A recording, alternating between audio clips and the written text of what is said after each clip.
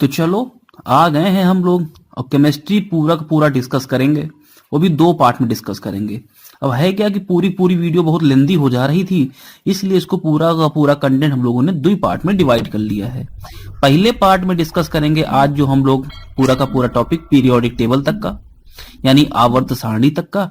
और दूसरा जो हमारा वीडियो रहेगा उसमें हम कार्बनिक और अकार्बनिक रसायन, खनिज, उनके गुणधर्म, पीएच वैल्यू, इन सारी बातों को भी डिस्कस करेंगे। तो ध्यान रखना, ये जो पूरी की पूरी पहली वाली वीडियो है ये एकदम फ्री हम यूट्यूब पे डाल देंगे, परेशान होने की जरूरत नहीं तुमको, ठीक है। काफी बहुत लोगों का मैसेज आया, हमने एक स्टेटस का डाल दिया, तुम लोग एकदम परेशान हो गए। अरे कोई पेड वोड नहीं है, आराम से पढ़ो, कोई दिक्कत नहीं है, ठीक है। चलो शुरू करते हैं। और देखो ऐसी ऐसी भयानक ट्रिक दिखाएंगे यहाँ पे कि केमिस्ट्री केमिस्ट्री पूरी प्यार हो जाएगा तुमको, केमिस्ट्री से आसानी समझ भी लोगे और अपने जो नोट्स वगैरह हैं उनको आसानी से प्रिपेयर भी कर लोगे। और एक दो बार अगर देख लेते हो तो पूरा पूरी एकदम माइंड बैठ जाएगा, इसको ज्यादा याद करने की रटने की जरूरत नहीं पड़ेगी। तो केमिस्ट्री बहुत ऐसा खतरनाक सब्जेक्ट है जिसमें लोग सोचते हैं बहुत याद करना पड़ेगा, लेकिन ऐसा कुछ है नहीं। अच्छा दूसरा, चैनल अगर सब्सक्राइब नहीं किया हो तो कर लो एक बार, है हमको भी अच्छा लगेगा थोड़ा सा। तो चलो फादर ऑफ केमिस्ट्री की अगर बात करते हैं यहाँ पे, यानी कि रसायन विज्ञान के जनक, तो किसको कहा जाता है रसायन विज्ञान का जनक? तो एंटनी लेवोजियर को। अच्छा कुछ लोग इनको लेवोसिए भी बोलते हैं, या किताबों में कहीं कहीं आपको लेवोसिए भी देखने को मिलता है। तो याद रखो, चाहे जैसे याद रखो, चाहे लेवोसिए से याद रखो और चाहे लेवोजियर याद रखो, दोनों ही इनके नाम है, ठीक है। अब इंग्लिश में जैसे ब्रिटिश इंग्लिश की बात करें तो वहां पे लेवोसिए बोलते हैं, अमेरिकन इंग्लिश की बात करें तो लेवोजियर बोलते हैं, लेवोजियर, है ना। तो चलो शुरू करते हैं। अब बात करते हैं मैटर और टेम्परेचर की, यानी कि अगर हिंदी में बोलें इसको तो बोलते हैं पदार्थ, और टेम्परेचर का मतलब हो गया ताप। तो पदार्थ और ताप के अंतर्गत क्या क्या बातें आएंगी, क्या हम डिस्कशन करेंगे, इनको डिस्कस कर लेते हैं आज। तो बताओ पदार्थ क्या होता है? तो केमिस्ट्री में कहा यह जाता है कि ऐसी वस्तु जो जगह घेरती है उसको पदार्थ कहते हैं। ऐसी वस्तु जो जगह घेरे उसको पदार्थ कहते हैं, है ना। लेकिन अब वास्तव में क्या क्या डेफिनेशन हो सकती है इनको जरा समझते हैं। तो पहले तो ये जान लो कि पदार्थ की अगर हम बात कभी भी करेंगे तो कुछ भी पदार्थ हो सकता है, जो स्थान घेर ले वो पदार्थ है। अब वो पदार्थ ठोस के रूप में भी हो सकता है, द्रव के रूप में भी हो सकता है और गैस के रूप में भी हो सकता है? सही बात है कि नहीं? तो देखो आकर्षण बल के कारण इनके अंदर बहुत सारे छोटे छोटे मॉलिक्यूल होते हैं। जैसे देखो ये क्या है, ये एक ठोस का चित्र है। ये किसका चित्र है? ठोस का, जिसको हम क्या कहते हैं? सॉलिड कहते हैं। ये जो है ये देखो तरल पदार्थ, यानी जिसको हम क्या कहते हैं? द्रव कहते हैं, उसका चित्र है। और ये देखो जो चित्र है ये किसका है? ये गैस का है। तो एक बात तो देख के समझ में आ रही होगी कि इनके अंदर बहुत छोटे छोटे कण होते हैं, लेकिन ठोसवे में देखो जो कण है एकदम एकदम सिमट के बैठे हैं आपस में, एकदम चिपक गए हैं। लेकिन जो द्रव के कण है देखो थोड़े दूर दूर हैं, और जो गैस के कण है देखो ये बहुत दूर दूर हैं, है ना। तो अब ये जब समझा गया कि भाई ठोस के कण एकदम चिपक के बैठे हैं, द्रव के कण थोड़े दूर दूर हैं और गैस के कण तो बहुत दूर हैं, तो सोचा ये गया कि ये क्यों एकदम चिपक के बैठे हैं, क्यों दूर दूर हैं, तो क्या कारण हो सकता है। तो माना गया कि भाई इनके अंदर जो है आकर्षण बल होता होगा। ये जो छोटे छोटे देखो मॉलिक्यूल्स दिख रहे हैं ना, गुलाब जामुन जैसे, ये कण है, ये मॉलिक्यूल्स हैं। तो माना यह गया कि इनके बीच में एक आकर्षण बल होता होगा जो चिपका कर रखा है इनको, समझे कि नहीं। तो वही लिखा है यहाँ पे देखो, आकर्षण बल के कारण पदार्थ के कण एक दूसरे को आकर्षित करते हैं, है कि नहीं। अब पदार्थ के कण जो है वो निरंतर गतिमान होते हैं, जो भी इनके अंदर कण है वो एकदम गतिशील रहेंगे, यानी कि इनके पास अपनी गतिज ऊर्जा होगी। तो जैसे तापमान बढ़ाओगे गतिज ऊर्जा बढ़ जाती है? ये बात समझने के लिए कोनो फिजिक्स नहीं चाहिए। अब ऐसे ही समझ लो, जैसे मान लो आग है, आग में अपना हाथ डाल दो, हाथ डालने के बाद जौनी स्पीड से हाथ खींचते हो बाहर तो तुम्हारी गतिज ऊर्जा दिखाता है। भाई गतिज ऊर्जा क्या है? ऐसी ऊर्जा जो गतिमान होने के लिए आवश्यक है वो गतिज ऊर्जा कहलाती है। तो जो बहुत तेजी से गतिमान उसकी गतिज ऊर्जा बहुत तेज है, और जो बहुत धीरे धीरे गतिमान उसकी गतिज ऊर्जा कम है। तो ऐसे देखो यहाँ पे क्या है, ये जो गुलाब जामुन है छोटे छोटे कण इनके, ये देखो एकदम ठोस में चिपक के बैठे हैं, द्रव में देखो काफी दूर दूर हैं, और गैस में देखो और दूर दूर हैं, है ना। तो इसका मतलब हो गया कि ठोसों में जो ये कण हैं इनमें आकर्षण बल बहुत अधिक होगा, अट्रैक्शन फोर्स। तो देखो ये अट्रैक्शन फोर्स वाला पहला जो ये लेयर है ये अट्रैक्शन फोर्स का है, force of attraction between particles. इसमें देखो ठोस में सबसे अधिक होता है, द्रव में कुछ कम होगा और गैस में तो बहुत ही कम होगा। तो भाई दूरी ज्यादा है तो फोर्स कम हो जाता है, ये तो फिजिक्स में तुमको पढ़ाए ही हैं हम। अच्छा, अब बात करते हैं। अब बताओ, ठोस के कण और द्रव के कण और गैस के कण में कौन ज्यादा गतिशील होगा? तो सीधी सी बात है, गैस के कण ज्यादा गतिशील हैं। हवा सही से फूंक दें तो वो गैस के कण उड़ जाते हैं। और द्रव वालों को भी अगर हल्का सा झटका उटका लग गया तो इधर तो देखो हिलने लगते हैं। लेकिन ठोस अपनी जगह सॉलिड रहता है, यानी इनके बीच में जो मोशन है वो बहुत कम होता है ठोसों के। और द्रव के बीच में मोशन ठोसों से अधिक होता है। और गैस के बीच में जो मोशन होगा वो द्रव से भी अधिक होगा। इसका मतलब पार्टिकल का मोशन सर्वाधिक किस में होगा? गैस में होगा। अब जिसमें ज्यादा मोशन होगा उसकी काइनेटिक एनर्जी ज्यादा होगी, जिसको हम क्या बोलते हैं? गतिज ऊर्जा बोलते हैं। तो गतिज ऊर्जा उसकी ज्यादा होगी जिसमें पार्टिकल्स में ज्यादा मोशन होगा, ज्यादा मोशन करेंगे। तो गतिज ऊर्जा कहते हैं काइनेटिक एनर्जी को। इस बात को ध्यान रखना, इसको कभी भूलना नहीं, ठीक है। तापमान अगर बढ़ा दिए तो गतिज ऊर्जा बढ़ जाती है, सीधी सी बात है। भाई तुमको कोई आंख में झोंक दे, देखो कैसे कूदना शुरू करते हो। अब वही ऐसे और समझ, जैसे मान लो पानी एकदम ठंडा पड़ा है, तो पानी अगर भगोने उगोने में है तो देखो पानी एकदम आराम से शांति से बैठा रहता है। लेकिन जहां नीचे आग लगा देते हैं, गैस वैस जला के उसके ऊपर रख देते हैं पानी, ऐसे देखो पानी कण जौन उबाल मारते हैं कि भाई साहब भागने की बहुत कोशिश करते हैं। तो तापमान बढ़ने से गतिज ऊर्जा जो है वो कैसी होती है? बढ़ जाती है। इतनी बात समझ गए कि नहीं समझे? चलो बढ़ते हैं आगे, समझ चाहते हैं और। अब देखो ये है विसरण, जिसको इंग्लिश में क्या कहते हैं? डिफ्यूजन। तो यहां ध्यान रखना, इसको बोलते हैं विसरण। क्या बोलते हैं? विसरण। अब ये विसरण होता क्या है? तो जो पदार्थ के कण हैं आपस में एक दूसरे से मिक्स्ड रहते हैं, मिश्र रहते हैं। तो कणों के बीच में रिक्त स्थान होता है कि नहीं होता है? भले देखो ठोस में बहुत कम रिक्त स्थान होगा, द्रव में थोड़ा रिक्त स्थान ज्यादा रहेगा, और जो हम गैस की बात करें उसमें रिक्त स्थान और हो जाएगा, है कि नहीं? तो रिक्त स्थान जो है वो ठोसों में भी होता है, द्रव में भी होता है और गैसों में भी होता है। तो होगा क्या? दो अलग अलग प्रकार के पदार्थों के कणों को जब आपस में मिला देते हैं तो इनके मिलाने के जो प्रक्रम को क्या कहते हैं? विसरण कहा जाता है, डिफ्यूजन। समझे कि नहीं? जब दो अलग अलग तरह के पदार्थों को मिला दिया जाता है तो इनको क्या बोलते हैं? विसरण बोलते हैं। और विसरण उसरण से ही जो है ना, ये जो हमारी मिश्र धातु वगैरह ये सब बनती है। तो इतनी बात समझ में आ गई? कैसे मिलते हैं इसको भी जरा समझते हैं। देखो अब देखो, जब विसरण की बात करते हैं तो एक बात और ध्यान रखो, the net movement of particles from an area of high concentration to the area of low concentration. अब देखो यहां बहुत ज्यादा कण है कि नहीं है, और यहां देखो थोड़े थोड़े कण हैं। तो जहां पे कॉन्सेंट्रेशन हाई, कॉन्सेंट्रेशन का मतलब हिंदी में क्या कहते हैं इसको? सांद्रता, ठीक है। ऐसे समझो ठेठ भाषा में जरा, सांद्रता से मतलब कुछ और नहीं, गाढ़ेपन से है। जो पदार्थ ज्यादा गाढ़ा है उसकी सांद्रता अधिक है, और जो पदार्थ कम गाढ़ा है उसकी सांद्रता कम है। तो जिसकी सांद्रता कम होती है उसको बोलते हैं तनु, है ना, तनु वेट्स मनु। और जिसकी सांद्रता अधिक उसको बोलते हैं गाढ़ा। समझ गए ना?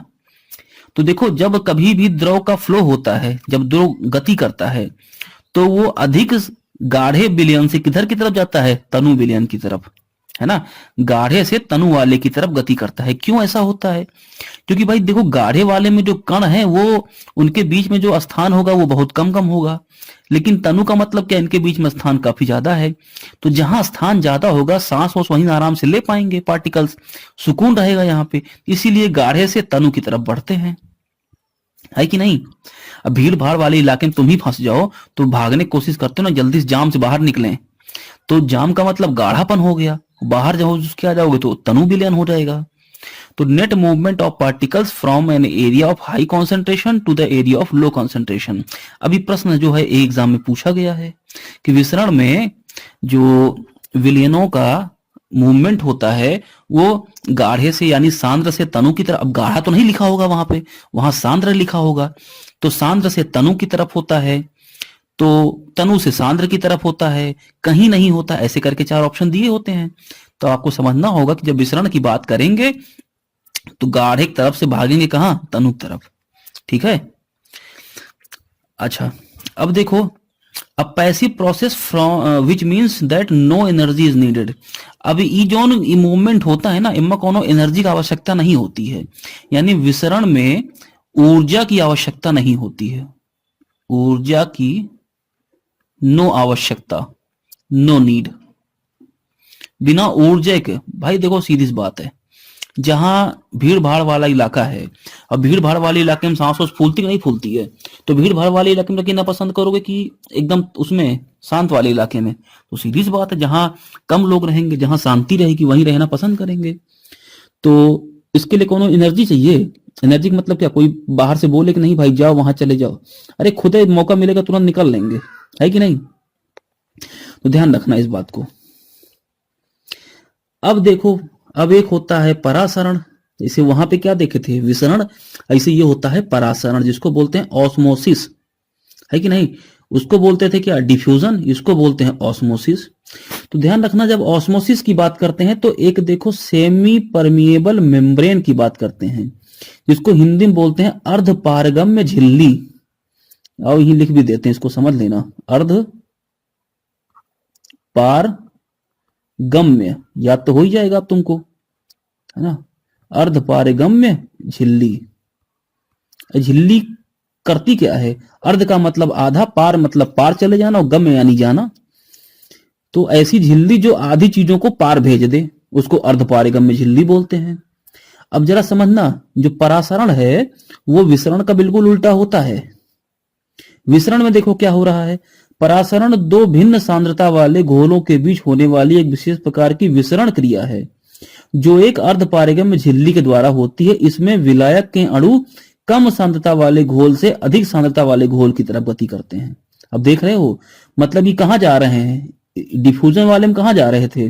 डिफ्यूजन वाले में जा रहे थे जहां अधिक सांद्रता थी, और कम सांद्रता की ओर जा रहे थे, यानी अधिक भीड़ भाड़ वाले इलाके से कम भीड़ भाड़ तनु वाले की तरफ चलते हैं। लेकिन इम्मा का है, इम्मा कम वाले से कहां जाएंगे, अधिक वाले में जाएंगे। अब ऑस्मोसिस का मतलब क्या होगा, कमाने जा रहे हैं शहर, भैया हमारे कमाने शहर जा रहे हैं, है कि नहीं? अगर जो शहर कमाने जाएंगे तो भीड़ भाड़ है ना शहर में, अब गांव में देखो 2 या 4 लोग रहते हैं, तो गांव में जो है भीड़ बहुत कम है कि नहीं? तो डिफ्यूजन का मतलब हो गया कहां, सुकून लेने आ रहे हैं, अधिक से तनु की तरफ जाते हैं, यानी जहां गाढ़ेपन से कम गाढ़ेपन की तरफ जाएंगे। लेकिन ऑस्मोसिस का मतलब ये कम गाढ़ेपन में थे, सुकून में थे, पैसा कमाने जा रहे हैं, अधिक गाढ़ेपन की तरफ जा रहे हैं, है ना? तो समझ जाओगे कि नहीं समझ जाओगे? देखो परासरण का मतलब हो गया ना, पास पैसा कमाने जा रहे हैं, पैसा कमाने का मतलब बहुत गाढ़ेपन की तरफ जा रहे हैं। तो ध्यान रखना, अगर विसरण याद रखोगे तो परासरण अपने आप ही याद रहेगा, है ना? तो विसरण और परासरण दोनों एक ही तरह की टेक्निक है पूरी पूरी। लेकिन अब विसरण में क्या होता है, अधिक से कम की तरफ जाते हैं, और परासरण में क्या होता है कि कम से अधिक की तरफ जाते हैं। ठीक है, ये परासरण, परा का मतलब दूसरे दूसरे शरण में गए हैं। अब देखो, ऐसे देखो, अब यहाँ पे क्या है, ये देखो कुछ शुगर के तत्व हैं, शुगर यानी चीनी, चीनी पानी मिलाई गई है। देखो यहाँ पे बहुत ज्यादा, ये पहला घोल है, यहाँ पे शुगर के जो मॉलिक्यूल है, देखो ये लाल वाले से दिखाया गया है ना, और ये देखो ये जो नीले वाले से दिखाया गया, ये पानी, पानी का रंग नीला होता है। अब उसमें मत चले जाना कि पानी रे पानी तेरा रंग कैसा, तो पानी का रंग यहाँ नीला है, और नीले में देखो ये मिलाया गया है शुगर के मॉलिक्यूल्स, तो ये विलयन देखो गाढ़ा है। यहाँ देखो शुगर के 2-4 अणु दिख रहे हैं, ये फीका विलयन है, कम यहाँ शुगर है, यहाँ शुगर देखो भरपूर मात्रा में है। तो जब डिफ्यूजन होगा तो क्या होगा, यहाँ देखो जिसमें जैसे मान लो चीनी उनी जब मिलाते हो पानी में, 1 लीटर पानी में अगर 2 किलो चीनी अगर घोल दिए तो देखो कितना गाढ़ापन हो जाता है ना? और 1 लीटर पानी में अगर 1 चम्मच चीनी डाल दो, देखो कितना कम गाढ़ापन रहता है, बहुत हल्का मीठापन आएगा, और शायद मीठापन उबन करे। तो देखो ये गाढ़ा विलयन है, ये वाला जो विलयन है ये कैसा है, ये गाढ़ा विलयन है। और ये वाला विलयन देखो ये तनु विलयन है, यानी कि हल्का विलयन है। जब डिफ्यूजन हुआ तो देखो हर जगह पे एकदम समान समान रूप से मिल गया, पूरा मिला दिए। जब देखो पानी वानी जब बहुत ज्यादा गाढ़ा हो जाता है, जब बहुत ज्यादा चीनी मिल जाती है, तो क्या बोलती हैं घर में अम्मा, अम्मा कहती है ना कि पानी मिला दो, सब एकदम मिल जाएगा आराम से, कोनो दिक्कत नहीं है कि नहीं? तो ये होती है डिफ्यूजन। डिफ्यूजन में देखो जितने भी हैं सब आराम से एकदम यूनिफॉर्म आ गए, कलेक्ट हो गए एक जगह। लेकिन परासरण में क्या होता है, परासरण में उल्टा होता है, गाढ़ा वाला एक के तरफ रहेगा और तनु वाला एक के तरफ रहता है ऑस्मोसिस में, है ना? वाटर मॉलिक्यूल जो है वो एकदम अलग होते रहते हैं। तो देखो यहाँ पे क्या है, अब देखो यहाँ पे जो ये था, ये सोल्यूशन था, ये गाढ़ा था, है ना? तो ये देखो ये एकदम पानी है, प्योर वाटर है, तो प्योर वाटर कहाँ आ रहा है, गाढ़े वाले तरफ आ रहा है, तो गति की दिशा किधर दिखा गई, इस तरफ ना। तो ये कैसा विलयन था पहला, पानी, पानी तो एकदम तनु विलयन होता है, हल्का विलयन है, तो ये तनु था। और ये वाला देखो यहाँ पे कई सारे चीनी उनी सब कुछ मिली है, चीनी नमक सब, तो ये शरबत है, शरबत यानी ये गाढ़ा हो गया, वो गाढ़ा हो गया तो देखो तनु से गाढ़े की तरफ बढ़ रहा है, तो यानी ये क्या है, ओस्मोसिस है। तो अगर ये तुम ध्यान रखोगे तो आपको याद भी रहेगा। तो अर्धपारगम्य झिल्ली का प्रयोग किस में होता है, परासरण में होता है। ठीक है, समझ गए। चलो बढ़ते हैं आगे। स्टेट ऑफ मैटर यानी पदार्थ की अवस्थाएं। तो अभी बता चुके हैं पदार्थ तीन अवस्था में रहता है। कौन कौन सी अवस्था बताएं तुमको, देखो एक तो बताए थे ठोस, ई देखो ई का है, ई ठोस है यानी सॉलिड, ई क्या है, ई द्रव है यानी कि लिक्विड, और ई है गैस, है ना। तो सॉलिड, लिक्विड, गैस, तीन तरह की अवस्थाएं हो गई पदार्थ की। सॉलिड में पदार्थ के कण एकदम पास पास होते हैं, लिक्विड में थोड़े दूर दूर होते हैं, और गैस में एकदम भागते ही रहते हैं एक दूसरे से। तो पदार्थ के कणों में विशेषताओं की भिन्नता के कारण पदार्थ के कणों की तीन अवस्थाएं मानी गई हैं। ये तो हम आपको पढ़ा ही चुके हैं। आगे पढ़ो, सॉलिड को जरा समझो। अब पेपर में पूछा गया है कि निम्न में से सॉलिड की कौन कौन सी विकल्प में गुण धर्म समान है सॉलिड के हिसाब से। तो जरा देखो, सॉलिड के कण क्या है, एकदम पास पास रहते हैं। सॉलिड के जो कण हैं वो कैसे हैं, एकदम पास पास और एकदम डिसिप्लिन्ड मैनर में, आर्मी टाइप में एकदम डिसिप्लिन्ड रहते हैं, है कि नहीं। कणों के बीच आकर्षण बल बहुत मजबूत होता है, ठीक है। इनका आकार और इनका आयतन ये दोनों कैसा होता है, निश्चित होता है। तो इनकी आकार और आयतन निश्चित होता है, तो इनकी डेंसिटी कैसी होती है, उच्च होती है, उच्च डेंसिटी होती है। डेंसिटी उच्च का मतलब, डेंसिटी का मतलब क्या हो गया, जैसे मान लो छोटे से एरिया में 10 कण हैं और इस एरिया में 10 कण है कि नहीं। तो 10 कण तो दोनों जगह पे हैं, लेकिन यहाँ छोटे से एरिया में 10 लोग हैं और यहाँ बड़े से एरिया में 10 लोग हैं, तो यहाँ घनत्व तो ज्यादा है। तो घनत्व से मतलब समझ गए, यानी छोटी जगह में घुसे पड़े हैं एकदम सब लोग। एक के बस में 50 लोग सीट है लेकिन 200 लोग घुसा लिया है ना। जैसे जब कभी ट्रेनों से घुसने की कोशिश करो ट्रेनों में, तो एक होता है स्लीपर, है कि नहीं, और एक होता है एसी कोच, और एक होता है पैसेंजर कोच। इतना जानते होगे। पैसेंजर देखो कैसे गधा के माफी एकदम घुसे रहते हैं, जैसे भौसा उसा भर दिए हैं। स्लीपर वाले में तब वो थोड़ा बहुत जान होती है, लेकिन एसी में देखो आराम से सुकून से अपनी सीट पर अपना आदमी, खड़ा भी कोई नहीं हो सकता, है ना। तो इसका घनत्व तो सबसे कम है एसी वाले का, और पैसेंजर वाले घनत्व तो सबसे अधिक है, क्योंकि डब्बा उतना बड़ा है। डब्बा सब, एसी वाला भी और पैसेंजर वाला भी, डब्बा दोनों एकदम सीधे हैं, इतने बड़े हैं दोनों इकट्ठे। लेकिन देखो पैसेंजर में एकदम फंसे हैं भूसक तरह, लेकिन इसमें आसानी से घुसे हैं, है ना। इसमें गिन लो तो मुश्किल से 30-40 लोग निकल के आएंगे, लेकिन इसमें गिन लो तो इसमें कम से कम 240 लोग निकल के आएंगे। तो घनत्व उसके ये मतलब है। तो जो सॉलिड की डेंसिटी होती है ना, घनत्व, वो बहुत ऊंचा होता है। आकार भी इनका निश्चित होता है, अब जैसे लकड़ी टुकड़ा है, जैसे रख दोगे जिंदगी भर के लिए पड़ा रहेगा, और आयतन भी निश्चित रहेगा इनका। चलो आगे बढ़ते हैं। अब लिक्विड की बात करते हैं। देखो सीरा पूरा पी रहे हैं ना, तो पहली बात तो ये कि इनके कणों के बीच में जो आकर्षण बल है वो ठोसों की तुलना में कम थोड़ा मजबूत होता है, रहता तो है लेकिन कम मौजूद रहता है ना। और ठोस के कण जो है वो ठोसों की तुलना में थोड़ा दूर दूर होते हैं, ये सब देख चुके हैं। इनकी गतिज ऊर्जा ठोसों की अपेक्षा ज्यादा होती है। भाई सीधी सी बात, अगर दूर दूर है तो गतिज ऊर्जा ज्यादा होगी। अब ये इंपॉर्टेंट पॉइंट है, इसी प्रश्न बना था। इनका आकार जो है वो निश्चित नहीं होता है, लेकिन आयतन जो है वो निश्चित होता है। जैसे मान लो अभी 1 लीटर पानी है, तो 1 लीटर पानी चाहे बोतल में रखो तब वो 1 लीटर रहेगा, और गिलास में डाल दोगे तब वो 1 लीटर रहेगा। लेकिन देखो दोनों में आकार बदल गया। गिलास में डालोगे तो गिलास का आकार ले लेगा, मग्घा में डालोगे मग्घे का आकार ले लेगा, बाल्टी में भर दोगे बाल्टी का आकार ले लेगा, है ना। मुंह भर लोगे मुंह का आकार ले लेगा। तो आयतन इनका निश्चित होता है, लेकिन इनका जो आकार है वो अनिश्चित होता है। जबकि ठोसवाएं में दोनों निश्चित होते हैं। अभी देखो धुआं धुआं है ना, धुआं धुआं सा रहने दो। कणों के बीच आकर्षण बल सबसे कम होता है, सीधी सी बात है। दूर दूर है, कणों आकार नहीं, फूंक दौड़ जाएंगे, दूर दूर रहते ही हैं। कणों की गतिज ऊर्जा सर्वाधिक होती है, और इनका आकार और आयतन दोनों अनिश्चित होता है। आकार और आयतन ये दोनों कैसा होता है, अनिश्चित होता है।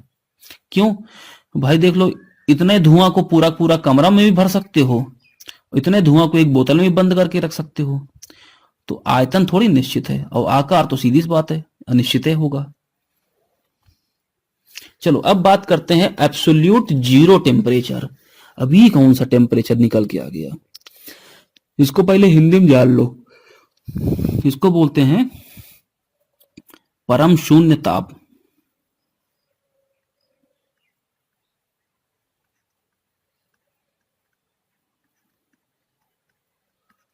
परम शून्य ताप। अभी परम शून्य ताप क्या होता है? हालांकि जब हम अभी फिजिक्स में हीट वूट पढ़ेंगे ना तो वहां बहुत अच्छे से पढ़ेंगे, लेकिन पहले तो एक तो ताप है, ऊपर से शून्य है, ऊपर से परम शून्य है। अब भाई ये तो बड़ी मतलब गजब बात हो गई है। तो देखो जरा एक बात, ऊष्मागतिकी के तृतीय नियम की सहायता से परिभाषित किया जाता है कि जिसमें सैद्धांतिक रूप से जो सबसे कम ताप संभव है उसे शून्य बिंदु कहते हैं, और या परम शून्य न्यूनतम संभव ताप है तथा इससे कम तो कोई ताप संभव नहीं हो सकता। मतलब कहने का मतलब इतना है सीधा सीधा कि एक ताप ऐसा है जिससे कम कभी हो ही नहीं सकता, उम्मीदें नहीं किसी को जिससे कम हो पाएगा ताप। तो जो सबसे कम ताप है ना, जिसके नीचे कोई और ताप हो नहीं सकता, उसी को बोलते हैं परम शून्य ताप। मतलब जीरो से भी गया गुजरा है, परम शून्य है। एक तो होता है शून्य, एक होता है परम शून्य, है ना। तो ऐसा ताप जिसके नीचे कोई, जिससे कम कोई ताप संभव नहीं है। जैसे मान लो अगर कोनो पेपर दिए हो उसमें माइनस मार्किंग नहीं है, तो 100 नंबर का अगर पेपर है तो सबसे कम कितना पा सकते हो? 0 पा सकते हो, है ना। लेकिन नेगेटिव है तो इसका मतलब हो गया कि एकदम और गैताल में जा सकते हो। तो जो सबसे कम होता है उससे कम और कुछ हो नहीं सकता, उसी को बोलते हैं परम शून्य। ठीक है। अब परम शून्य ताप होता कितना है? तो -273 डिग्री सेंटीग्रेड, इसी को बोला गया है परम शून्य ताप। -273 डिग्री सेंटीग्रेड, सेंटीग्रेड है ना, सेल्सियस में, इसी को बोलते हैं परम शून्य ताप। अब देखो ताप की हमारे पास 3 इकाइयां हैं, एक तो होती है केल्विन, एक होती है सेल्सियस और एक होती है फ़ारेनहाइट। अब प्रश्न एक बार ये भी पूछा गया एग्जाम में कि ताप का एसआई मात्रक क्या होता है, तो लोगों को बहुत गलत आइडिया रहता है कि सेल्सियस होता है, लेकिन ताप का एसआई मात्रक होता है केल्विन। ध्यान रखना इस बात को, है ना, क्योंकि एब्सोल्यूट जीरो पे केल्विन 0 डिग्री होता है। एब्सोल्यूट जीरो पे केल्विन का मान कितना होता है? 0 डिग्री। यानी 0 डिग्री का मतलब कितना है? -273। बात समझ में आई? और 0 सेंटीग्रेड का मतलब कितना है?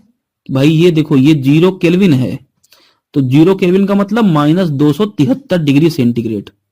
तो अगर हम 0 केल्विन पे चलें, 0 सेंटीग्रेड पे चलें, तो बताओ इसका मतलब हम 273 डिग्री ऊपर चले गए हैं।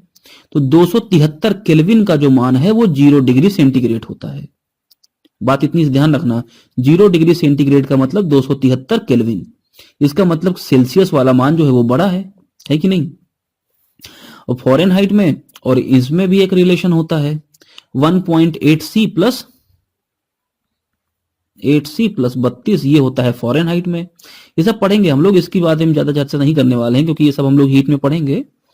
इतना आप जान लो। तो सबसे इंपॉर्टेंट तो ये कि ताप का जो मात्रक है वो कितना है, वो केल्विन में नापा जाता है, एसआई मात्रक। दूसरा ये परम शून्य ताप का मान कितना होता है, तो परम शून्य ताप का मान होता है -273 डिग्री सेंटीग्रेड। ये सेंटीग्रेड में है, ध्यान रखना। अगर इसी को हम नापना चाहें किसमें? केल्विन में, तो इसका मतलब हो गया कि परम शून्य ताप का मान 0 केल्विन भी हो सकता है, या परम शून्य ताप का मान -459.67 फ़ारेनहाइट भी होता है। ये भी ध्यान रखना। अगर ये ध्यान रखे हो ये वाली लाइन, तो kelvin 0 degree kelvin, Celsius 273 degree Celsius, Fahrenheit -459 degree, लगभग इसको 460 मान लेते हैं, है ना। तो ये तीनों बातें अच्छे से ध्यान रखना। अच्छा, एक और डेफिनेशन है परम शून्य ताप की, वो क्या है? जिस ताप पर अणुओं की गतिज ऊर्जा शून्य हो जाती है उसको हम क्या बोलते हैं? परम शून्य ताप। यानी जो अणु है भाई 273 डिग्री सेंटीग्रेड, वो भी माइनस में। अरे 0 डिग्री पे तो हमारे हाथ पांव देखो हम लोग के फूल जाते हैं, पानी 0 जम जाता है, और 273 और चला गया ससुर अगर नीचे, इसका मतलब क्या हो गया? अरे आदमी इसे जम जाएगा भाई साहब, कि मतलब हिले नहीं पाएगा। तो वही कहा जाता है जिस टेम्परेचर पे जो अणुओं की गतिज ऊर्जा है ना एकदम 0 हो गई, मतलब इनको कितना तापमान दे दोगे फिर ये उठने वाले नहीं हैं। तो अणु एकदम हिलबे नहीं करेंगे इस टेम्परेचर पे, 0 डिग्री सेंटीग्रेड पे, 273 डिग्री सेंटीग्रेड, वो भी माइनस में। तो मेरे ख्याल से इतना समझ में आ गया होगा। चलो आगे बढ़ते हैं। अब देखो स्टेट चेंज कैसे होती है, यानी जो अवस्था है पदार्थ की, भौतिक अवस्थाएं, उसमें परिवर्तन होता कैसे है। तो पदार्थ की भौतिक अवस्थाओं में दो तरह का पालन करके एक दूसरे को परस्पर आपस में जोड़ा जा सकता है। यानी पदार्थ की भौतिक अवस्थाओं में अगर चेंज करना है तो दो चीजों में चेंज ला दो, या तो उनका तापमान बदल दो या उनका प्रेशर यानी दाब बदल दो। अब अगर तापमान बदलने की बात करें तो तापमान का मतलब कितना हो गया, टेम्परेचर से, यानी टेम्परेचर बढ़ा दें या टेम्परेचर घटा दें। और दाब का मतलब या तो प्रेशर बढ़ा दें या प्रेशर घटा दें। बात समझ में आ रही है। तो ये दो कारणों से पदार्थ की भौतिक अवस्था बदलती है। अब जैसे देखो यहां फिगर में दिखा रहा ना, सॉलिड है। अब अगर इसको क्या करें, इसको गर्मा दें तो ये लिक्विड हो जाएगा, नहीं हो जाएगा। और गर्मा दें तो ये क्या हो जाएगा, ये एकदम भाप बन जाएगा और उड़ जाएगा। तो टेम्परेचर बढ़ा तो रहे हैं। तो यही सारे कारण होते हैं। इनको अभी हम पूरा डिटेल में समझेंगे, परेशान मत हो। ये जो है sublimation, disposition, deposition, evaporation, condensation, freezing, melting, क्वथनांक, फलांक, ढेकांक, ये सब हम लोग समझेंगे अच्छे से। चलो अब पहले काम करते हैं, एक एक को डिस्कस करते हैं। सॉलिड टू लिक्विड, यानी कि ठोस था लिक्विड में बदलना है। और ठोस को जब लिक्विड में बदलेंगे तो उसको बोलते हैं मेल्टिंग। मेल्टिंग का मतलब क्या बोलते हैं, गलन। मेल्ट होना ना मतलब बोलते हैं ना गलन। तो गलन कहते हैं इस अवस्था को, जब कोई ठोस पदार्थ द्रव में तब्दील होता है तो इसको बोलते हैं गलन, यानी मेल्ट होना। अब जिस तापमान पर वह ठोस से द्रव में परिवर्तित होता है उसको बोलते हैं गलनांक। अब देखो गलनांक की परिभाषा लिखी है यहां पे अच्छी से। वह तापमान जिस पर वायुमंडलीय दाब ठोस द्रव में परिवर्तित होता है। वायुमंडलीय दाब पर ठोस द्रव में, यहां पे जरा पर लिख लेना है ना, वायुमंडलीय दाब पर ठोस जो है वो द्रव में परिवर्तित होता है, उसे गलनांक कहते हैं। अब वायुमंडलीय दाब क्या है भाई साहब, ये कौन सा झंझट आ गया। ये तो ठीक था कि तापमान पर ठोस द्रव में बदल जाए, अभी वायुमंडलीय दाब कहां से चला आया, घुस गया यहाँ पे। तो वायुमंडल यानी हवाओं का एक समूह। तो वायुमंडल जो दाब डालता है हमारे ऊपर उसी को हम वायुमंडलीय दाब कहते हैं, है कि नहीं। अब ठोस पदार्थों के तापमान को बढ़ाने पर कणों की जो गतिज ऊर्जा है वो बढ़ जाती है, तो हम पढ़ चुके हैं, जिसके कारण जो कणों के बीच का आकर्षण बल है वो कम हो जाता है। अब ऐसे समझ लो, जो एकदम लंगोटिया यार हैं, गलम हाथ डाले एकदम बैठ के एकदम चपक के बतिया रहे हैं, और कोई आया पीछे से, तुम दोनों का के नीचे आग जला के निकल गया। जहां आग छुआई तो सारा तुम लोग के बीच जितना आकर्षण था सब खत्म हो गया, तुरंत भागोगे कूद के वहां से, है कि नहीं। तो जब किसी भी पदार्थ का तापमान बढ़ाते हैं तो जो उनके अंदर के कणु हैं उनकी गतिज ऊर्जा बढ़ जाती है, और ज्यादा गति करने लगेंगे तो इसका मतलब हो गया कि वो भाई ठोस के कण तो गति ज्यादा करते नहीं है। गति कौन करता है, जो लिक्विड के कण है या फिर जो गैस के कण है। तो जब ठोस के कण की गतिज ऊर्जा बढ़ गई टेम्परेचर पाने पर तो वो ज्यादा गति करने लगेंगे, तो उनके बीच जो एक आकर्षण बल है वो कम होने लगेगा, है ना। तो वो किसमें तब्दील हो जाते हैं, लिक्विड में। तो सॉलिड से लिक्विड में बदलने के लिए क्या करना पड़ता है, तापमान बढ़ाना पड़ता है, जिसको क्या बोलते हैं, गलनांक। अब लिक्विड से गैस में बदलने को क्या बोलते हैं, बॉइलिंग। बॉइलिंग का मतलब ऐसे तो अगर बोला जाए तो उबलना, लेकिन यहां पे बॉयल का मतलब होता है केमिस्ट्री या साइंस की भाषा में क्वथन। तो ध्यान रखो, ये जितनी बातें हम कर रहे हैं अभी ये टेम्परेचर के रिलेटेड कर रहे हैं, ये क्वथन है, ध्यान रखना। क्वथन क्या, क्वथन किसी तरल पदार्थ को गर्म करने पर उसके कणों की गतिज ऊर्जा उतनी ही बढ़ जाती है जितनी की गैस में होती है। अब गैस के कणु एकदम मतलब बिल्कुल आवारा हैं, पूरे पूरे जिधर मन किया उधर निकल लिए, है कि नहीं। तो लेकिन अब जो द्रव के कण थे वो तो थोड़े से डिसिप्लिन में थे। अब लेकिन हुआ क्या कि जैसे गतिज ऊर्जा और बढ़ानी शुरू किए, तापमान बढ़ाना शुरू किए, तो गतिज ऊर्जा और बढ़ने लगी, और गतिज ऊर्जा और बढ़ने लगी तो किसमें तब्दील होने लगी, गैस में, आवारा बन गए। तो जब किसी तरल पदार्थ को गर्म किया जाता है, उनका तापमान बढ़ाया जाता है, तो उसके जो कण हैं वो काफी तेजी से गति करने लगते हैं, अतः उनकी गतिज ऊर्जा जो है वो बढ़ जाती है। और गतिज ऊर्जा अगर बढ़ जाती है तो सीधी सी बात है वो किसमें तब्दील होना शुरू हो जाएंगे, द्रव में।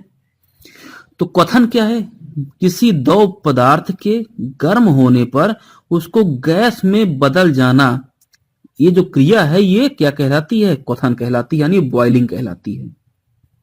तो अंग्रेजी में तो बॉइलिंग समझ में आता है, लेकिन क्वथन समझ में नहीं आता है थोड़ा सा, है ना। तो क्वथनांक क्या है, तापमान जिस पर एक तरल पदार्थ क्वथित होता है यानी उबलता है। अब सोचो, अब ऐसी डेफिनेशन क्वथित उथित अगर मिल के आ जाए लिखने के लिए तो मतलब दिमागवा और दिलवा दोनों एकदम पगला जाएंगे। और वायुमंडलीय दबाव में तेजी से गैस में परिवर्तित हो जाता है, इसे क्वथनांक कहते हैं। तो क्वथनांक क्या है, एक टेम्परेचर का पॉइंट है, जिस पॉइंट पर अगर हम पहुंचा दिए तो वो उबलने लगेगा, है ना। तो उबलने लगेगा तो इसका मतलब हो गया कि वो गैस में तब्दील हो रहा है। अब तब एक बात ध्यान रखना यहां पे, क्वथन, क्वथनांक, गलन, गलनांक, ये दोनों बहुत इंपॉर्टेंट हैं। और ये किसके एग्जांपल्स हैं, टेम्परेचर को बढ़ाने पर ऐसा होता है, ठीक है। अब देखो, during boiling it is the van der Waals forces between molecules that breaks. अब ऐसा कैसे होता है कि भाई द्रव का कण था, और द्रव का मतलब क्या हो गया, H2O, है कि नहीं। अभी जो H2O का मतलब हो गया कि एक O रहेगा और दो H रहेंगे, तो H2O एसिड बनता है। लगा दिए आग इनके नीचे तो क्या होगा, ई गतिज ऊर्जा ज्यादा करेंगे, इनकी गतिज ऊर्जा बढ़ गई, इनकी गतिज ऊर्जा बढ़ गई, तो क्या तीनों अलग हो जाएंगे। मतलब ये हवा में चला गया ऑक्सीजन, ये हाइड्रोजन हवा में चला गया, ये हाइड्रोजन हवा में चला गया, ऐसा होता है क्या, नहीं भैया। अणु नहीं टूटते हैं तापमान बढ़ाने पर, ये क्या, ये एक तरह का अणु है ना भाई, ये ऑक्सीजन का, हाइड्रोजन का और हाइड्रोजन का, तो ये पूरा का पूरा एक परिवार है। ये इस परिवार में टेम्परेचर बढ़ाने पे दिक्कत नहीं होती है, समझ रहे हो कि नहीं समझ रहे हो। दिक्कत किससे होती है, दिक्कत ये दूसरे परिवार में होती है, जैसे ये ऑक्सीजन, ये हाइड्रोजन और ये हाइड्रोजन, तो ये एक परिवार H2O का, ये H2O का दूसरा परिवार। गर्म हम कर रहे हैं तो ऐसे बहुत सारे अनगिनत परिवार होंगे। तो ये पूरा का पूरा परिवार अपना पूरा परिवार लेके पलायन करता है। जब आग लगती है तो चाचा चाची, नाना नानी, दादा दादी सब भागते हैं ना घर छोड़ के। तो ये अपना घर छोड़ के पूरा पूरा H2O बाहर निकला, ये अपना पूरा का पूरा परिवार लेके बाहर निकला। ऐसे तीसरा अणु होगा, वो अपना परिवार लेके बाहर निकलेगा। अणु नहीं आपस में नहीं टूटते हैं कि ऑक्सीजन अलग निकल दिया, हाइड्रोजन अलग निकल दिया, है ना, ऐसे थोड़ी होता है। मम्मी पापा सब साथ ही जाते हैं, ये नहीं कि मम्मी किसी और के साथ चली गई, पापा किसी और के साथ, नहीं, ऐसा नहीं होगा। तो ध्यान रखना कि जब हम किसी लिक्विड को गर्म करते हैं, बॉयल करते हैं, क्वथित करते हैं, तो उनके बीच में जो एक आकर्षण बल होता है, वो आकर्षण बल को हम लोग यहां पे बोलते हैं वॉन्डर वॉल। ये ध्यान रखना, नाम ही पूछा गया है। वॉन्डर, वॉन्डर का मतलब चकित करने वाला, वॉल का मतलब दीवार। तो ये वॉन्डर वॉल बल होता है, किनके बीच में होता है, ये अणुओं के मध्य होता है ना, ये अणुओं के मध्य होता है। तो बॉयल करने पे भाई, अब देखो ये जो अणु है ऑक्सीजन, हाइड्रोजन, हाइड्रोजन, ये दूसरा परिवार है। ये भी तो जब कोई होता नहीं, एकदम खाली बैठे होते हैं तो आपस में बतियाते हैं, तो बहन तुम्हारे यहाँ क्या बना है आज, आज हमारे यहाँ ये बना है, सुने फलाने की लड़की या भाग गई ठिकाने के साथ। तो ये दोनों भी आपस में प्यार मोहब्बत से रह रहे हैं। अब नीचे लगी आग, आग लगा तो ये अपना परिवार लेके भागे, ये अपना परिवार लेके भागे। तो इनके बीच में जो वो एक मोहब्बत का रिश्ता था, वॉन्डर वॉल फोर्स जिसको हम बोलते हैं, वो टूट गया। तो ध्यान रखना, मॉलिक्यूल्स यानी अणुओं के बीच का फोर्स टूटता है। ये जो बल है, ये जो एक तरह से जिसको आप अभी आगे पढ़ोगे सहसंयोजी बल होता है, बॉन्ड होता है, ये बॉन्ड नहीं टूटता है, ये वॉन्डर वॉल फोर्स अणुओं के मध्य होती है, वो टूटती है, ठीक है। तो इसका ध्यान रखना। तो चलो अब बात करते हैं प्रेशर का और बॉइलिंग का। तो एक बात ध्यान रखो, जैसे कभी कभी सुनने को मिलता है ना कि ऊंचाई पे चले जाएंगे तो खाना देरी से पकता है, नमक डाल दो खाना जल्दी पक जाएगा। ये जो टेक्निक है ना, ये सब ये टेम्परेचर की टेक्निक नहीं है। आज तक तुमको ये सब समझ ही नहीं आया होगा, हम तुमको समझाते हैं बहुत अंदाज में, जरा समझना। एक होता है वेपर प्रेशर। वेपर का मतलब क्या होता है, वाष्प, या भाप बोल सकते हो। भाप का प्रेशर, कोई चीज बॉयल कब होती है? जब वाष्प का प्रेशर वायुमंडलीय दाब के बराबर हो जाता है। वायुमंडलीय दाब का मतलब ये जो वायुमंडल हमारे ऊपर लगाता है, ये वायुमंडलीय दाब। और अगर जब ये कण है, ये पानी के, इनको गर्म करेंगे तो ये भाप बन के ऊपर की तरफ भागेंगे। तो ये वेपर प्रेशर और ये वायुमंडलीय दाब, जब दोनों ही दाब आपस में बराबर हो जाते हैं तब वस्तु उबलने लगती है, यानी क्वथित हो जाती है। इतना समझ गए? तो ध्यान रखो, वस्तु के बॉयल होने में तो तापमान का यहाँ पे यूज है, लेकिन खाने के पकने में ना प्रेशर का इस्तेमाल होता है। खाने के पकने में प्रेशर का इस्तेमाल होता है, टेम्परेचर का नहीं। तभी तो देखो, जो कुकर प्रेशर हमारा होता है, प्रेशर कुकर, उसमें टेम्परेचर का इतना रोल नहीं होता है। आग तो हम उतनी चलाते हैं, लेकिन उसके ऊपर क्या होता है, देखो ढक्कन लगा देते हैं, जब सीटी उटी लगा देते हैं, बस एकदम बढ़िया, 10 मिनट के अंदर सीटी आ गई, मतलब खाना पक गया, है ना। तो वहां पे प्रेशर का काम होता है खाना पकाने में। तो इस बात को अपने दिमाग में एकदम बैठा लो, दिल तक, जहां जहां गुर्दा, फफड़ी, धमनी समनी जितनी भी है, महासीरा पीरा, सब में बैठा लो इस चीज को, पूरा नसों में बॉयल करा दो, एकदम फैला दो कि खाना जो बनता है वो प्रेशर से बनता है ना कि बॉयल होने से। उबालते रहो, खाना नहीं बनेगा, पकेगा नहीं, लेकिन प्रेशर जितना चाहिए उतना मिल गया तो खाना पक जाएगा। इसके लिए एक फॉर्मूला ध्यान रखो, पीवी इज इक्वल टू होता है एनआरटी। तो ये छोड़ो अभी, ये 3 चीजें, इसको भी हम समझेंगे बाद में। ये पी जो है ना, और ये जो टी है, पी का मतलब क्या हो गया, प्रेशर, ठीक है। और टी जो है ये क्या है, ये टेम्परेचर है, तापमान। दाब और ताप, और देखो दोनों एक दूसरे के साथ ही खड़े हैं, मतलब प्रोपोर्शनल है। तापमान अगर बढ़ेगा तो दाब बढ़ेगा, तापमान कम होगा तो दाब कम होगा। बात समझ में आ रही है? तो इस फॉर्मूले को ध्यान रखो, इससे रिलेटेड बहुत सी चीजें भी हम आपको कंसेप्ट में समझाएंगे। तो दिमाग में ये बैठा लेना कि खाना जो बनता है वो प्रेशर से बनता है, ना कि बॉयल होने से। उबालते रहोगे जिंदगी में खाना नहीं बनेगा, हम बताएंगे तुमको भी कैसे, लेकिन प्रेशर उतना मेंटेन कर दो कि खाना बन जाएगा।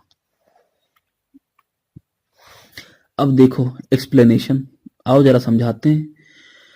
देखो, वेपर प्रेशर ऑफ लिक्विड, जब ये एटमॉस्फेरिक प्रेशर के बराबर हो जाएगा तो क्या होता है, तो हमारा जो लिक्विड है वो उबलने लगता है, ठीक है। देखो यहां लिखा भी है एकदम सुंदर सुंदर, cooking is due to pressure. जो खाना पकता है वो किसके कारण पकता है, प्रेशर के कारण पकता है, और ना कि टेम्परेचर के कारण। अब जैसे इतना समझ लो, जैसे मान लो कुकर प्रेशर जब लगाते हो तो 5 मिनट अगर हम सीटी एकदम कायदे से लगा दे तो एकदम खाना अच्छे से पक जाता है ना, चावल वाल जो है, दाल वाल, एक सीटी में पक जाती है 5 मिनट में। तो भाई अगर 5 मिनट के लिए कढ़ाई चढ़ा दो, उतना ही गैस कर दो, तो क्या 5 मिनट में पक जाएगी? बिल्कुल नहीं पकेगी। क्यों? क्योंकि कढ़ाई जो है ऊपर से खुली होती है, इतना प्रेशर मेंटेन ही नहीं करवा पा रही है जितना चाहिए खाना पकने के लिए। कुकरवा जो है एकदम दबाए पड़ा, एकदम चपक के, एकदम कहीं हवा निकलने नहीं दे रहा है। तो अंदर भाप है, भाप तो बन रही है, और भाप बन रही है जब अंदर, तो एकदम बाहर निकलने नहीं दे रहा है, और भाप का अपना दबाव बनता जा रहा है, तो वो दबाव से खाना क्या होता है, पक जाता है। तो ये इसको समझने का सबसे बढ़िया एग्जाम्पल है कि खाना जो पकता है वो प्रेशर से पकता है, ना कि हीट से या फिर टेम्परेचर से। चलो अब देखो, सॉलिड से लिक्विड की अगर हम बात करें, अब ऐसे कपूर हो गया, नेप्थलीन हो गई, एक और यहां पे ध्यान रखना, क्या, नेप्थलीन, नौसादर हो गई, आयोडीन हो गया, तो एक नेप्थलीन भी ध्यान रखना, ठीक है। ये ऐसे लोग हैं कि कपूर भी ध्यान रखना। तो ये 4 एग्जाम्पल ध्यान रखना कम से कम। ये ऐसी चीजें हैं जिनको अगर हम ऐसे नॉर्मली छोड़ दें हवा में तो ये क्या होंगे, ये लिक्विड में तब्दील नहीं होते हैं, ये सीधे किसमें बनेंगे, गैस में। यानी ये सीधा सीधा ठोस से गैस में तब्दील हो जाते हैं। तो ठोस से भाई होना क्या चाहिए, ठोस से बनना चाहिए लिक्विड, लिक्विड से बनना चाहिए गैस, लेकिन ये सॉलिड से डायरेक्ट गैस बन जाते हैं। तो सॉलिड से गैस बनने की जो क्रिया होती है, इसी को बोलते हैं ऊर्ध्वपातन, और जिसको अंग्रेजी में कहते हैं सब्लिमेशन। क्या बोलते हैं, सब्लिमेशन, ठीक है, इतना समझ लियो।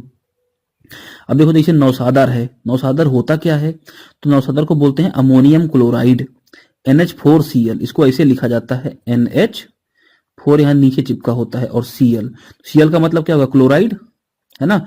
और NH3 और अमोनिया हो गई, और HCl दोनों मिल जाते हैं। देखो NH3 अमोनिया और HCl जब ये दोनों मिलते हैं तो NH4Cl बन जाता है, यानी कि नौसादर बन जाती है ना। अब ये देखो IUPAC, ये जो नाम है, ये नाम अभी हम आपको समझाएंगे इसी वीडियो में आगे, इस नाम को भी ध्यान रखना।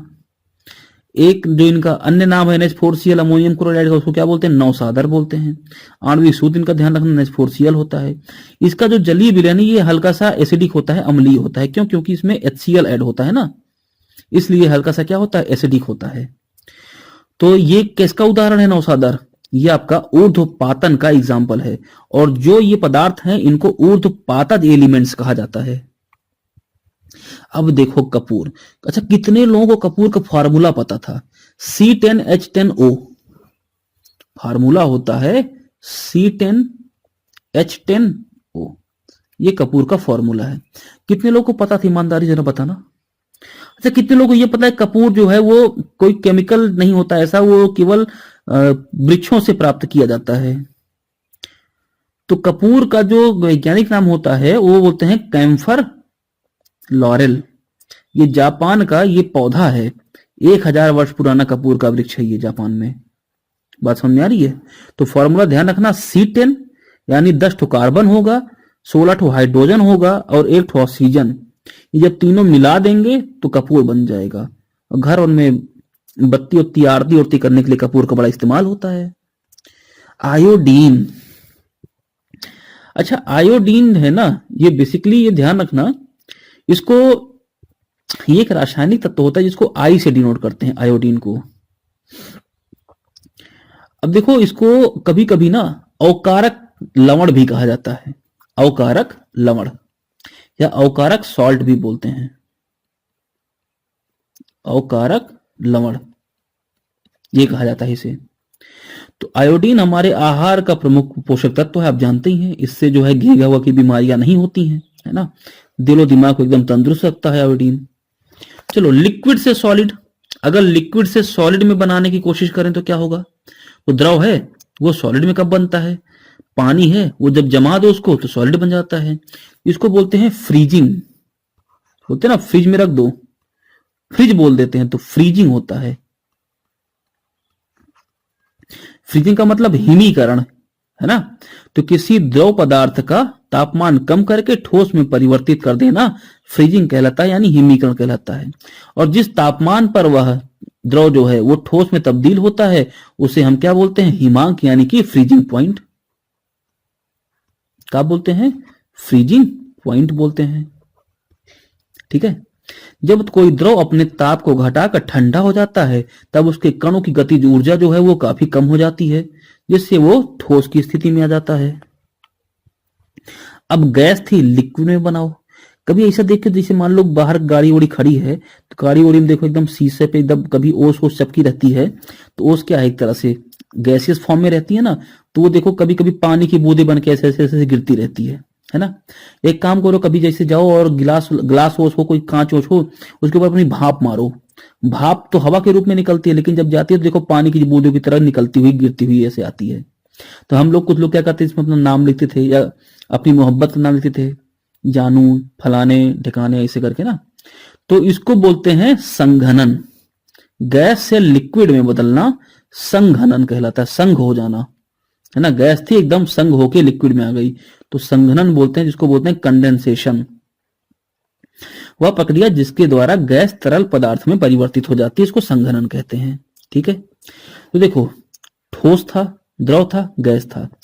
ठोस को हमने ऊष्मा दी, टेम्परेचर दिया तो द्रव बन गया। द्रव को टेम्परेचर दिया तो ये गैस बन गई। गैस को ठंडा किए तो, शीतल किए तो द्रव बन गया, और द्रव को शीतल किए तो ठोस बन गया। तो ये पूरा प्रोसेस हो गया। बात समझ में आ रही है? अब इसी को जरा समझ लो। तो देखो क्या क्या है, आओ समझाते हैं। देखो, ये था सॉलिड, बर्फ बर्फ दिख रही है ना, ये है लिक्विड, देखो एकदम जलजीरा। ये देखो गैस।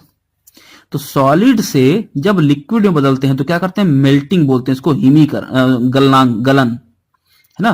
तो सॉलिड का लिक्विड में बदलना यानी गलन कहलाता है। लिक्विड का सॉलिड में बदलना हिमीकरण यानी फ्रीजिंग कहलाता है। समझ गए? लिक्विड से गैस बनना इवेपोरेशन या वेपोरेशन कहलाता है, यानी वाष्पीकरण।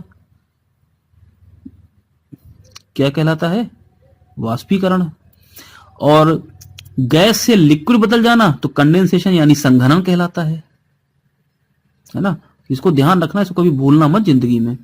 और एक अगर भुला ही गए ना, इसका मतलब समझ लो कि ये जो इतना पढ़े सब बेकार हो गया। सॉलिड से ठोस से गैस बन जाना सब्लिमेशन यानी कि ऊर्ध्वपातन कहलाता है, ऊर्ध्वपातन कहलाता है। और गैस से सॉलिड बन जाना इसको डिपोजिशन कहते हैं। ये आपके कोर्स में नहीं है, इसको पढ़ने की जरूरत भी नहीं है, डिपोजिशन, ठीक है। इसको निक्षेपण वगैरह कहते हैं, तो इसको आपको पढ़ना नहीं है। इन पांचों बातों को ध्यान रखना, इवेपोरेशन, कंडेंसेशन, फ्रीजिंग, मेल्टिंग और सब्लिमेशन। अब देखो भैया, एक ऐसी ऊष्मा जो गुप्त है, उसको क्या बोलते हैं? गुप्त ऊष्मा। किसी पदार्थ की अवस्था को बदलने के लिए जो ऊष्मा आवश्यक होती है उसे गुप्त ऊष्मा कहते हैं। गुप्त रहती ही है। और गुप्त ऊष्मा जो है वो तापमान में वृद्धि नहीं करती है, ये बात को नोट कर लो। पूछा गया एक बार कि निम्नलिखित में से कौन सी ऊष्मा ऐसी है जो टेम्परेचर नहीं बढ़ाती है? तो लेटेंट हीट यानी कि पदार्थ की गुप्त ऊष्मा। पदार्थ की गुप्त ऊष्मा क्या करती है? पदार्थ का केवल अवस्था में परिवर्तन कर दी। जैसे मान लो 100 डिग्री पानी खोलता है, ये तो जानते हो कि नहीं जानते हो? 100 डिग्री सेंटीग्रेड पे पानी खोलता है। और ये भी जानते हो कि 100 डिग्री सेंटीग्रेड पे भाप भी बन जाती है। तो ये 100 डिग्री सेंटीग्रेड का पानी था, हमने तापमान इसको दिया।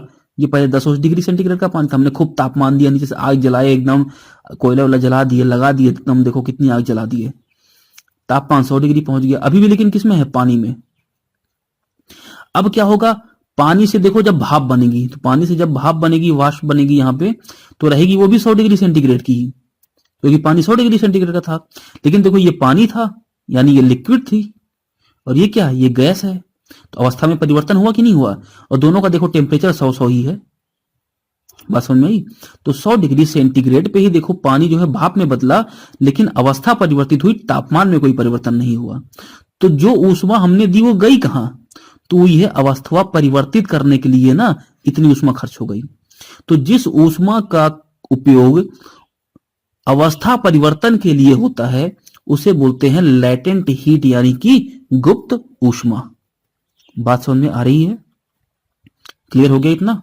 चलो तो देखो, एक होती है लेटेंट हीट ऑफ वेपराइजेशन यानी पदार्थ की गुप्त ऊष्मा जो वाष्पीकरण का कारण हो, और एक होती है लेटेंट हीट ऑफ फ्यूजन यानी पदार्थ की गुप्त ऊष्मा जो पदार्थ के संगलन में कारक हो यानी संघनन में कारण हो।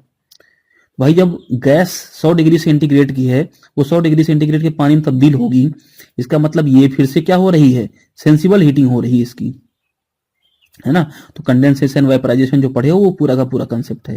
तो बस इसमें केवल इतना जानना है, बहुत डीप में जानने की जरूरत नहीं है कि गुप्त ऊष्मा क्या होती है, जो पदार्थ की अवस्था को परिवर्तित करने के लिए आवश्यक होती है, और यह पदार्थ के तापमान को बढ़ाती नहीं है। अरे इतना समझे कि नहीं समझे? समझ गए ना? अब देखो ससुर, प्रेशर का क्या इफेक्ट पड़ता है स्टेट ऑफ मैटर पे, यानी पदार्थ की अवस्था पे प्रेशर का क्या फर्क पड़ता है। तो चलो आज के लिए इतना रखते हैं, फिर काफी बड़ा वीडियो हो जाए। देखो 1 घंटा लगभग यही होने जा रहा है ना, 50 मिनट के आसपास हो गया। तो इसको यहाँ पे समाप्त करते हैं, यहीं शुरू करेंगे नया टॉपिक। अब मतलब यहीं से आगे कंटिन्यू करेंगे अगली वाली वीडियो में, है ना। इसको देखते रहो, अगर अच्छा लगता है तो एक बार लाइक कर देना, ठीक है। तो चलो मिलते हैं फिर।